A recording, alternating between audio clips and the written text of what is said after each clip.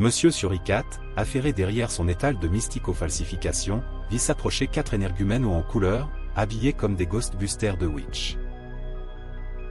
Tenue beige, bottes montantes, et surtout, le sac à dos avec le fameux pack de protons, ce dispositif nucléaire portable censé capturer des spectres ou faire griller un kebab en 3 secondes. Waouh! Se dit notre marchand de breloques astrales aussi ancienne que totalement bidon.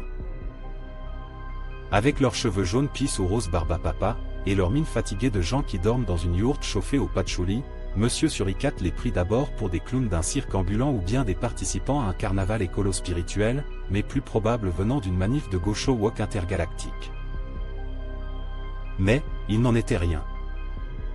Ces 4 jojos socioprofessionnels se présentèrent comme recruteurs officiels d'une société de chasseurs de fantômes, carte de visite plastifiée à l'appui.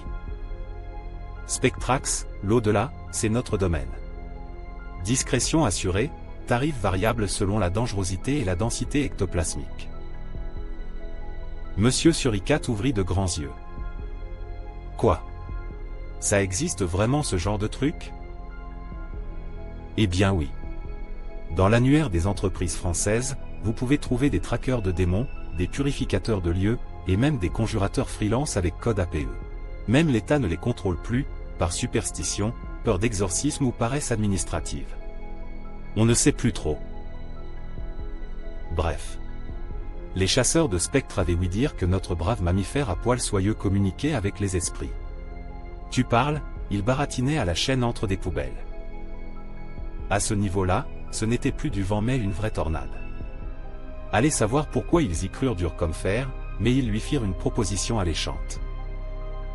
Rejoindre leur équipe, bien rémunérée, pour traquer du fantôme, du lutin dépressif, de la dame blanche hystérique et du poltergeist sous anxiolytique. Monsieur Suricate explosa de frénésie. Aventure, frisson, pognon non déclaré et visibilité sur YouTube en bonus.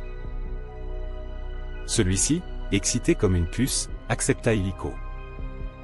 Sa première mission, espéra-t-il, serait de déloger un spectre récalcitrant qui, paraît-il, hantait l'Élysée depuis plusieurs années. Un esprit malin, bavard, et qui mettait un bazar monstre dans les comptes publics de la France. Si vous voulez suivre les aventures de notre héros, abonnez-vous et un pouce vers le haut. Le signal « Wow » capté le 15 août 1977, provenait d'une région stellaire située près de l'étoile Tau Sagittarii, à 120 années-lumière de la Terre. Le voyage fut long, mais en voyant la gueule de notre planète, les aliens fuirent.